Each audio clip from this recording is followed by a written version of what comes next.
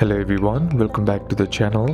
Hope you are doing well and fine, and in today's video I'll be showing you how to assign lessons on ABC Mouse. So without wasting any time, let's just jump right on the video and make sure to watch this video till the end and follow the steps as well. Assigning specific lessons on ABC Mouse varies depending on whether you're using a teacher account or a family account. So for teachers, what you need to do is head over and then open up your ABC Mouse app, or simply open up your browser and then on the search bar type in abcmouse.com, and once the page loads, tap on login on the top right. Now here, log in with your ABC Mouse teacher account, then navigate to your teacher homepage. Now here, what you need to do is create a custom playlist. To do that, click on the plan section, select my playlist and then build playlist. There, use the search bar or filters to find desired activities, then add activities to your playlist. After compiling, click save playlist, name it and add a description. Then assign the playlist to students. To do that, return to my playlist, choose the playlist you wish to assign, select the students or the entire class to assign the playlist,